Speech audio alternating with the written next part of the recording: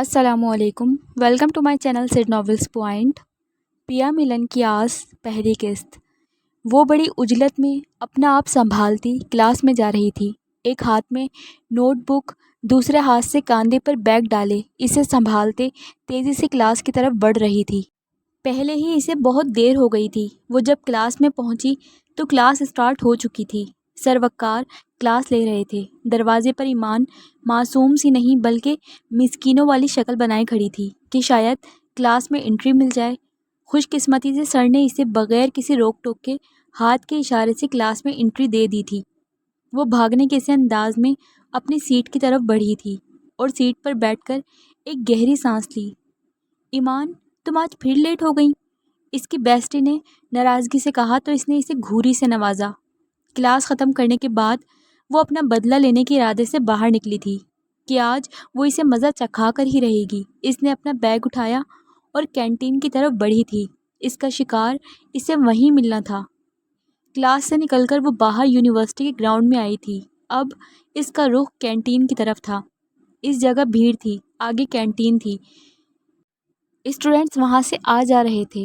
ارم نے اسے دور سے دیکھا تھا۔ ایمان اس سے بنا بتائے کلاس سے نکلی تھی۔ ارم جانتی تھی کہ وہ کیا کرنے والی ہے۔ اس راستے میں 2-3 سیڑھیاں تھیں۔ وہ تیزی سے آگے بڑھی۔ ایک سے دوسری سیڑھی پر پاؤں رکھا ہی تھا کہ کسی نے سیڑھی پر بیٹھے اپنی ٹانگ آگے کی۔ وہ اس سے ٹکراتی اپنا بیلنس برقرار نہ رکھ سکی تھی اور زمین بوس ہو جاتی اگر وہ ایمان کا بروقت ہاتھ نہ تھام لیتا۔ اس نے ایمان کا ہاتھ کھینچ کر اسے سیدھا کیا تھا۔ ایمان اس کے چوڑے سینے سے ٹکراتے ٹکراتے بچی تھی۔ ایک پل کے لیے وہ اچانک سے ہڑبڑا گئی تھی، پھر سمجھ آنے پر سامنے والے کو کھا جانے والے انداز میں گھورا تھا۔ مقابل نے بھی جلا دینے والی مسکراہٹ اس کی طرف اچھالی تھی۔ ہائے کزن کہہ کر ہاتھ ہوا میں لہرایا تھا۔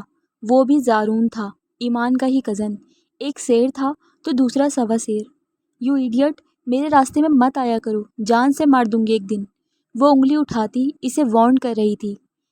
لائٹ پنک کلر کے سادہ سے سوٹ پہنے اور اس کا ہم رنگ دوپٹہ گلے میں ڈالے، بالوں کی اونچی پونی ٹیل کیے، میک اپ کے نام پر بس پنک لپ گلوز لگائے ہوئے، صاف شفاف رنگ دیکھنے والے کو اپنی سادگی سے گھائل کر دینے والی ایمان۔ سامنے والا بھی زارون تھا، زارون عالم ملک، اس کی ہر ادا سے بے نیاز، ہمیشہ کی طرح مغرور، شہزادوں جیسی چال، نیوی بلو ٹی شرٹ پہنے، بلو جینز، وائٹ جوگرز پہنے، سفید رنگ، تیکھے نین نقوش، یونیورسٹی کی ہر لڑکی کا کرش۔ میڈم، میں تمہارے راستے میں نہیں، تم میرے پاس آ رہی تھی۔ وہ اس کی انگلی اپنی انگلی سے پکڑ کر اس کی طرف جھک کر بولا تھا۔ وہ اس سے چڑ کھاتی منہ پھیر گئی تھی۔ سچ ہی تو کہہ رہا تھا، وہ اسی کے پاس ہی تو آ رہی تھی، مگر وہ کہاں ماننے والی تھی۔ بہت خوش فہمی ہے تمہیں کہ میں تمہارے پاس آؤں گی؟ آنا تو پڑے گا تمہیں ابھی، وہ کہہ کر سن گلاسز پہن کر باہر کی طرف بڑھ گیا تھا۔ ایمان یار کہاں غائب ہو گئی تھی؟ ارم اسے زارون سے بھرتا دیکھ چکی تھی، اب اس کے پاس آ کر اس سے پوچھ رہی تھی اور وہ غصے سے لال ٹماٹر ہو رہی تھی۔ اس کمینے کو مزہ سکھانے آئی تھی، مگر اسے ایک دن میں مار دوں گی، وہ ہاتھ کا مکہ بناتی ارم کو بتا رہی تھی۔ یار مجھے مت مار دینا، ارم اس کا مکہ بنا ہاتھ پکڑ کر نیچے کرتی بولی۔ یار تم کنٹرول کیا کرو، خود پر پتہ تو ہے تمہیں اس کا، تم نہیں جیت سکتی اس سے۔ یہ ایک دوسرے کو نیچے دکھانا چھوڑ دو۔ یار میں اسے کچھ نہیں کہتی، وہی باز نہیں آتا، بس تایا ابو کی وجہ سے لحاظ کر جاتی ہوں اس کا، جس وجہ سے وہ سر چڑھا ہوا ہے۔ چلو اچھا، اب گھر جانے کا ٹائم ہو گیا ہے، بائے، میرا بھائی آ گیا ہوگا مجھے لینے۔ اب وہ دونوں چلتی باہر مین گیٹ کی طرف آ گئی تھیں۔ زارون اپنی گاڑی میں بیٹھا ہوا تھا، ایک ہاتھ اسٹیئرنگ پہ رکھا ہوا تھا اور منہ ہی منہ میں کچھ گنگنا رہا تھا۔ چاروں نچار وہ بیگ کی ڈور مضبوطی سے تھامے اس کی طرف بڑھ رہی تھی۔ چہرہ ابھی بھی لال تھا، غصہ صاف آیا تھا اس کے چہرے پر۔ فرنٹ سیٹ کا دروازہ کھول کر اس کے ساتھ ہی بیٹھ گئی تھی اور زارون پھر طنزیہ ہنسی ہنسا اور گاڑی آگے بڑھا دی۔ وہ بس باہر دیکھنے میں مصروف تھی، اس سے بے نیاز ہو کر، مگر وہ کہاں باز آنے والا تھا اس کا خون جلانے سے۔ لگتا ہے یونیورسٹی لیٹ پہنچی ہو، سر سے ڈانٹ پڑ گئی، جو منہ سوجا ہوا ہے تمہارا۔ تمہیں اس سے مطلب نہیں ہے، چپ چاپ گاڑی چلاؤ۔ وہ پھٹ پڑی تھی، صبح بھی وہ اس کی وجہ سے لیٹ ہوئی تھی۔ میں ڈرائیور نہیں ہوں تمہارا جو تم یوں حکم چلا رہی ہو، اسے طیش آیا تھا، پھر رک کر بولا۔ یہ جو تم اچھا کھاتی پیتی پہنتی ہو نا اور اچھی یونیورسٹی میں پڑھتی ہو، سب میرے باپ کے پیسوں سے ہے۔ اسٹیئرنگ پر ہاتھوں کی گرفت مضبوط کیے وہ سخت الفاظ بول گیا تھا۔ گاڑی روکو، وہ چلائی تھی۔ اپنی توہین کہاں برداشت تھی؟ میں نے کہا گاڑی روکو، اب کہ وہ غرائی تھی۔ زارون نے جھٹکے سے گاڑی روکی تھی اور وہ ایک لمحہ بھی ضائع کیے بغیر گاڑی سے اتر گئی تھی اور زور سے گاڑی کا دروازہ بند کیا تھا۔ صبح بھی اس کی انہی جلی کاٹی باتوں سے تنگ آ کر وہ راستے میں اتر آئی تھی اور یونیورسٹی سے لیٹ ہو گئی تھی۔ یہ تقریباً روز کا معمول تھا۔ ماں کو دکھانے کے لیے وہ اس کے ساتھ گاڑی میں بیٹھ جاتی تھی اور راستے میں لڑ کر اتر جاتی تھی۔ کیا مسئلہ ہے تمہارے ساتھ؟ زارون نے گاڑی کی کھڑکی سے سر باہر نکال کر اس سے پوچھا تھا۔ مجھے نہیں جانا تمہارے ساتھ، منہ موڑ کر ایمان نے غصے سے جواب دیا تھا۔ تم چاہتی ہو کہ میں تمہاری منتیں کروں تو میں ایسا ہرگز نہیں کروں گا۔ بھاڑ میں جاؤ میری طرف سے۔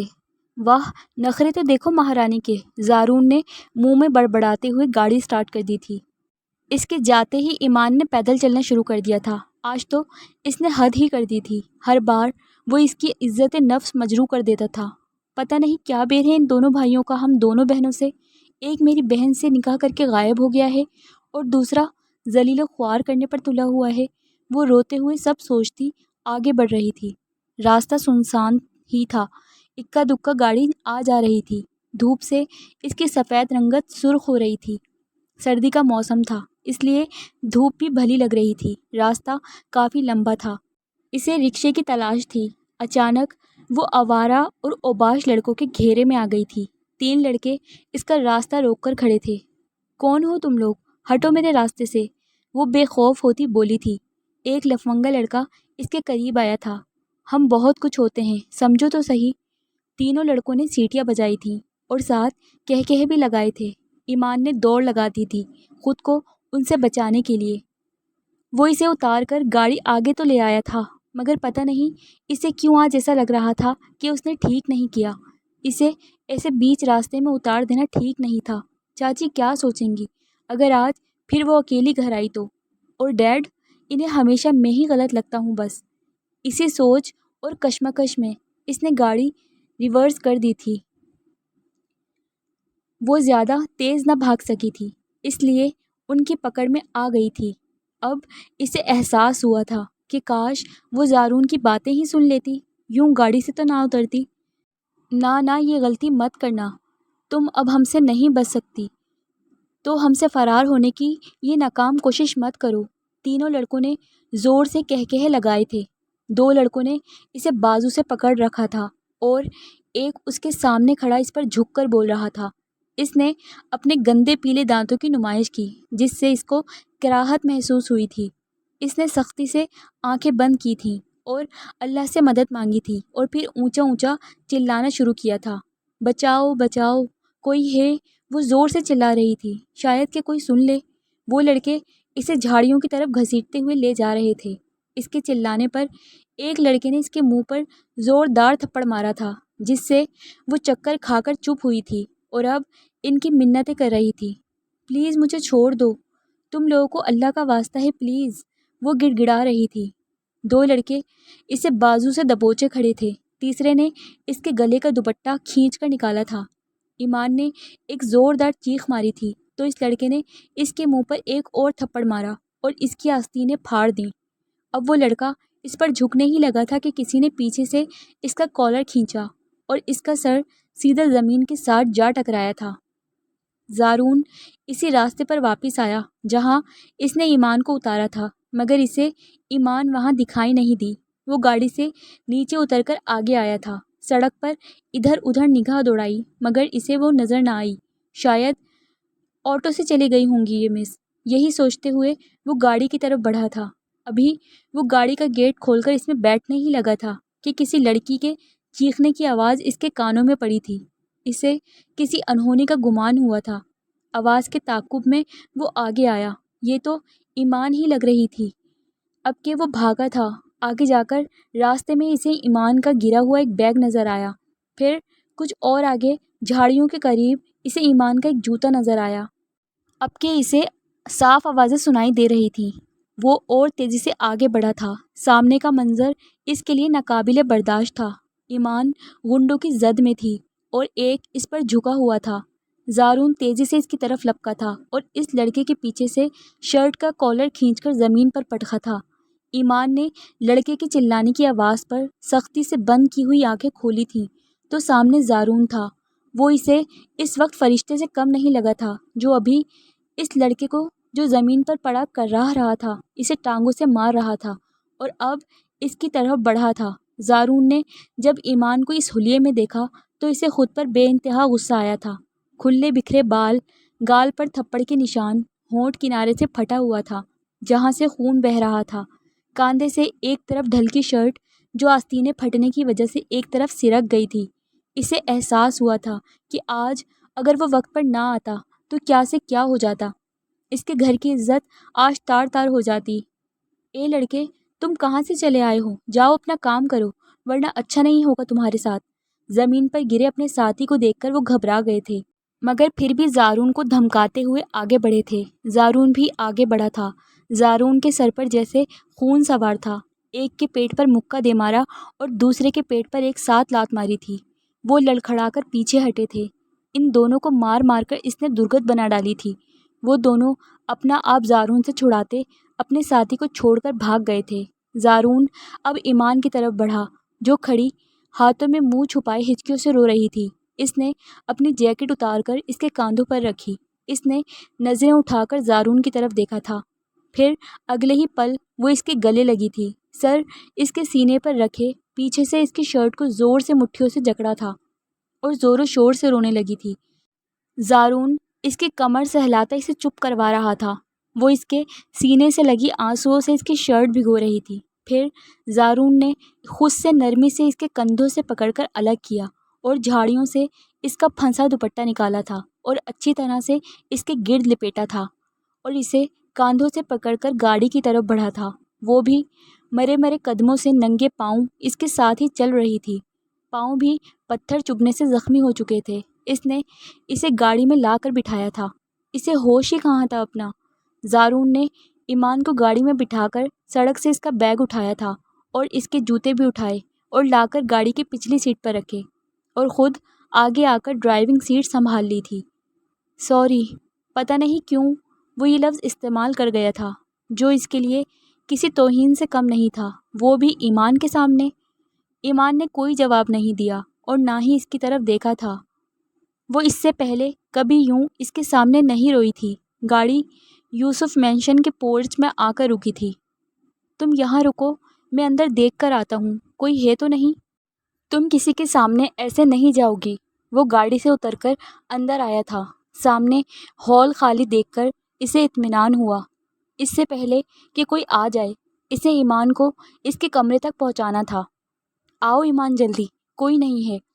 زارون نے اس کا بازو پکڑ کر اسے گاڑی سے اتارا تھا اور جلدی سے اسی لیے گھر میں داخل ہوا تھا کہ کہیں کوئی دیکھ نہ لے۔ ہال میں اسے سیڑھیوں کے پاس لا کر چھوڑا تھا اور وہ جلدی سے سیڑھیاں چڑھتی اپنے کمرے میں بند ہو گئی تھی۔ یہاں بھی اس کا اپنا ہی مفاد تھا کہ کہیں کوئی ایمان کو ایسی حالت میں نہ دیکھ لے، ورنہ سوال تو اس سے ہی ہونا تھا۔ ایمان کی اس حالت کے ذمہ دار بھی وہ خود ہی تھا۔ وہ بھی سیڑھیاں چڑھتا اپنے کمرے کی جانب بڑھ گیا تھا۔ یوسف ولا میں اس وقت 2 فیملیز آباد تھیں، عالم یوسف ملک اور ان کی بیگم اور 3 بچے، ان کے مرحوم بھائی اکرم یوسف ملک کی بیوہ اور 2 بیٹیاں۔ یوسف ملک نے اپنی محنت سے گھر بنایا تھا۔ ان کی اہلیہ بہار بیگم اور ان کے 2 بیٹے عالم اور اکرم اور ان کی چھوٹی بیٹی شاہانہ۔ عالم ملک کی شادی سیما سے ہوئی تھی جن سے ان کے 2 بیٹے روحان اور زارون اور چھوٹی بیٹی دعا تھی۔ سیما اپنے دیور اکرم کی شادی اپنی چھوٹی بہن شینا سے کروانا چاہتی تھی مگر اکرم کو اپنی ماموزاد پسند آ گئی تھی۔ وہ اسی کے ساتھ شادی کے لیے بضد تھے۔ اکرم کی شادی اس کی ماموں کی بیٹی سفینہ سے ہو گئی تھی جو اپنے ماں باپ کی لاڈلی اور اکلوتی بیٹی تھی، اور ساتھ ہی ان کی بہن شاہانہ کی بھی شادی شاہد سے ہو گئی تھی اور ان کا ایک بیٹا ہوا تھا عمار۔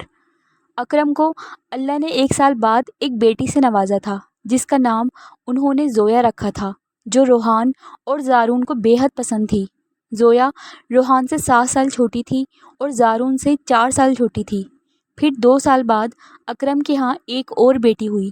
اس کا نام انہوں نے ایمان رکھا تھا، جو گول مول تھی، زویا کے مقابلے میں زیادہ صحت مند تھی۔ اکرم کی خوشی کی انتہا نہیں تھی۔ سفینہ کا ساتھ اور 2 بیٹیوں نے ان کی زندگی مکمل کر دی تھی، اور عالم کو بھی اللہ نے ایک بیٹی سے نوازا تھا جس کا نام انہوں نے دعا رکھا تھا۔ دعا ایمان سے 3 سال چھوٹی تھی۔ روحان اور زارون کی خوشی کی انتہا نہیں تھی۔ اللہ نے انہیں بھی بہن سے نواز دیا تھا۔ سیما انہیں زویا اور ایمان سے زیادہ کھیلنے نہیں دیتی تھی، اس لیے وہ اداس ہو جاتے تھے۔ تو پھر جب ان کی بھی بہن ہوئی تو اب وہی ان کی زیادہ تر توجہ کا مرکز تھی۔ پھر ایک دن وہ ہوا جس کا کسی کو گمان بھی نہیں تھا۔ زویا 7 سال کی تھی اور ایمان 5 سال کی تھی جب ان کے والد اکرم یوسف ملک ایک کار ایکسیڈنٹ سے دنیا سے کوچ کر گئے تھے۔ سفینہ پر تو جیسے پہاڑ ٹوٹ پڑا تھا۔ بھری جوانی میں بیوہ اور 2 بچیوں کا ساتھ تھا۔ یوسف ملک جوان بیٹے کی موت کے صدمے کی وجہ سے دل کے مریض بن گئے تھے، جبکہ ان کی اہلیہ بہار بیگم اکرم کا صدمہ برداشت نہ کر سکی تھیں اور جلد ہی وہ اس دنیا سے رخصت ہو گئیں۔ یوسف صاحب تنہا ہو گئے تھے۔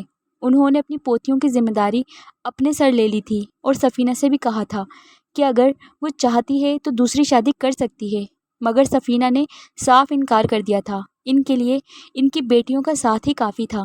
وقت سب سے بڑا مرہم ہے۔ وقت کا کام تھا گزرنا، سو وہ گزرتا رہا۔ یوسف صاحب اور عالم نے بچیوں پر شفقت بھرا ہاتھ رکھا تھا کہ انہیں باپ کی کمی محسوس نہ ہو، مگر باپ کی کمی شاید کوئی پوری نہیں کر سکتا۔ روحان نے MBA کی ڈگری لے لی تھی اور اب وہ باہر ملک جا کر جاب کرنا چاہتا تھا، مگر یوسف صاحب اس کے باہر جانے کے خلاف تھے۔ وہ چاہتے تھے کہ جب خود کا بزنس ہے تو باہر جانے کی کیا ضرورت ہے، اور روحان بھی بضد تھا کہ اسے باہر جانا ہے۔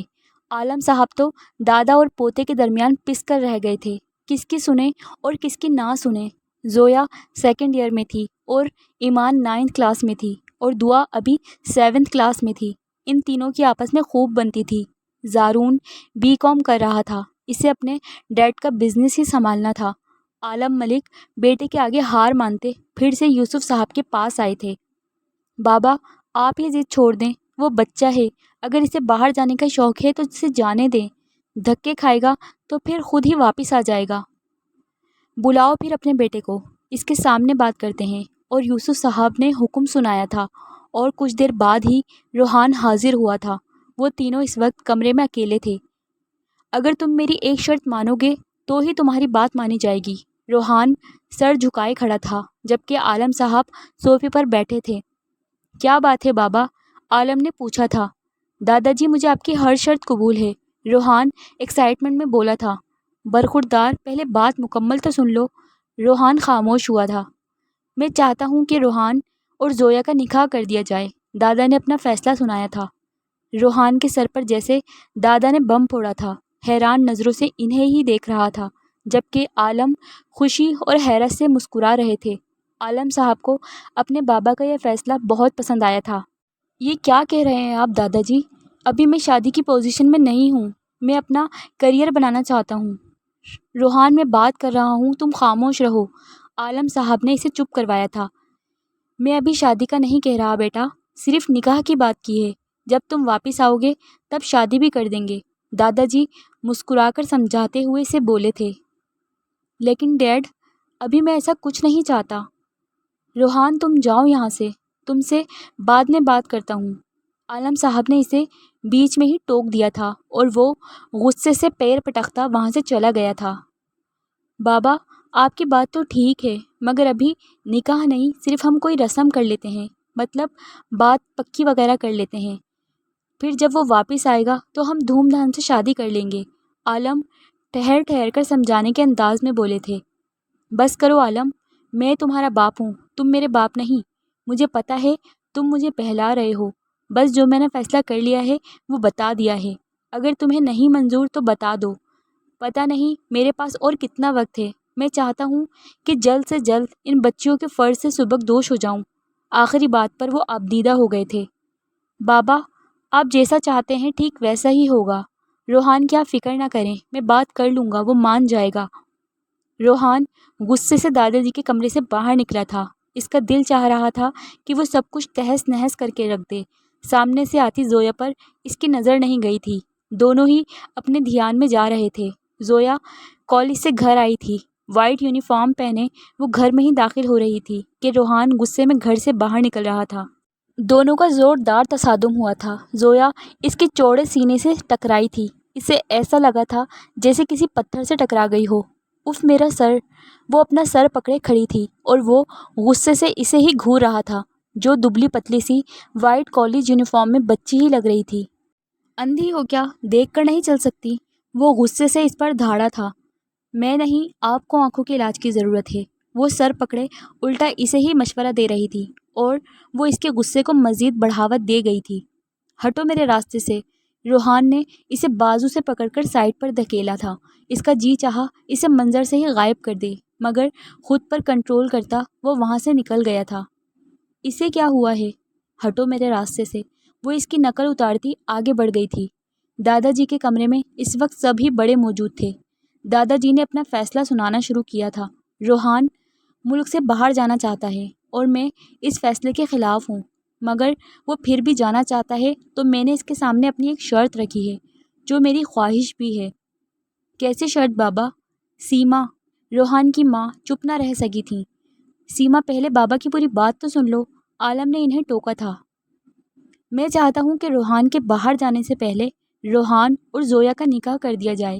سیما اور سفینہ یہ بات سن کر حیرت سے عالم اور یوسف صاحب کو دیکھ رہی تھیں، جبکہ وہ دونوں مسکرا رہے تھے۔ مگر بابا، روحان! سیما نے اعتراض کرنا چاہا۔ سیما، روحان کی فکر مت کرو، عالم نے سیما کو بیچ میں ہی ٹوک دیا تھا۔ اب وہ سفینہ سے مخاطب ہوئے تھے۔ سفینہ بہن، میں آپ سے روحان کے لیے زویا کا ہاتھ مانگتا ہوں۔ عالم نے مسکرا کر سفینہ سے بات کی تھی۔ سیما تو پیچ و تاب کھا کر رہ گئی تھی، مگر یوسف صاحب کی وجہ سے خاموش تھیں۔ سفینہ نے یوسف صاحب کو دیکھا تھا، جو مسکرا کر ہاں کرنے کا اشارہ دے رہے تھے۔ پھر سیما کو دیکھا تھا، جس کے چہرے پر صاف آیا تھا کہ وہ راضی نہیں ہے۔ پھر عالم کی طرف دیکھا تھا، وہ اس کی ہاں کے منتظر تھے۔ وہ خاموش رہی تھی، کچھ سمجھ ہی نہیں آ رہا تھا کہ کیا کہیں۔ مجھے لگتا ہے سفینہ بہو کو کوئی اعتراض نہیں ہے میرے فیصلے سے، تو اس مہینے کے آخر میں روحان جا رہا ہے، تو ایک ہفتے بعد جمعے کے دن بچوں کا نکاح رکھا جائے۔ کیا خیال ہے پھر عالم؟ یوسف صاحب نے اپنی بات مکمل کی تھی۔ جی بابا، جیسا آپ کو ٹھیک لگے۔ سفینہ بہن، اب زویا ہماری بچی ہے، تو آپ نکاح کی تیاری شروع کیجیے۔ نکاح سادگی سے ہوگا، بس خاص لوگ ہی ہوں گے۔ عالم صاحب تو خوشی سے پھولے نہیں سما رہے تھے، جبکہ سیما منہ سجائے خاموش بیٹھی تھی اور ان کی بعد میں خبر لینے کا ارادہ رکھتی تھی۔ سفینہ کے حیرت اور خوشی سے ملے جلے تاثرات تھے۔ وہ مسکرا رہی تھیں۔ وہ سب ہی خوش تھے سوائے سیما کے۔ سفینہ کو زویا کے لیے روحان ایک بہترین انتخاب لگا تھا، اس لیے وہ انکار نہیں کر پائی تھیں، مگر انہیں یہ نہیں معلوم تھا کہ مستقبل میں کیا ہونے والا ہے۔ روحان اس رشتے سے خوش ہے یا نہیں؟ کیا وہ زویا کو قبول کرے گا؟ یہ تو انہوں نے سوچا ہی نہیں تھا۔ سیما کو کسی طور پر بھی یہ بات ہضم نہیں ہو رہی تھی۔ یہ کیسے ہو سکتا ہے؟ یہ کیسے ہو گیا؟ برسوں پہلے سفینہ میری بہن کا حق مارا تھا اور اب اس کی بیٹی میری بھانجی کا حق؟ نہیں، یہ نہیں ہو سکتا۔ میں دیکھ لوں گی، میرے روحان کی دلہن علینا ہی ہوگی۔ علینا سیما کی بہن شینا کی بیٹی تھی۔ سیما شینا کی شادی اکرم سے کروانا چاہتی تھی، مگر اکرم نے سفینہ سے شادی کر لی تھی۔ اس کے ایک ماہ بعد ہی شینا کی بھی شادی ہو گئی تھی۔ زویا اور علینا میں بس 2 ہی ماہ کا فرق تھا۔ عالم صاحب کمرے میں داخل ہوئے تو سیما ان پر چڑھ دوڑی۔ یہ کیا کیا عالم آپ نے ایک بار بھی مجھ سے پوچھنا ضروری نہیں سمجھا اور اتنا بڑا فیصلہ کر لیا؟ عالم سیما کے غصے سے واقف تھے، اس لیے تحمل سے ان کی بات سنی اور پھر بولے، دیکھو سیما، یہ بابا کا فیصلہ تھا اور میں انکار نہیں کر سکتا۔ زویا اچھی بچی ہے اور ہمارے روحان کے لیے بھی بہتر ہے۔ نہیں ہے وہ بہتر، میں روحان کی شادی علینا سے کروانا چاہتی تھی اور یہ میری خواہش بھی تھی۔ آپ ایسا نہیں کر سکتے۔ میں کیا جواب دوں گی شینا کو؟ ہمارا دوسرا بیٹا بھی تو ہے، تم زارون کے لیے بات کر لینا۔ سیما خاموش ہو گئی تھی۔ انہیں پتہ تھا کہ ان کی بات پتھر پر لکیر ہے۔ یوسف صاحب فیصلہ کر چکے ہیں اور عالم ان کا بھرپور ساتھ دیں گے۔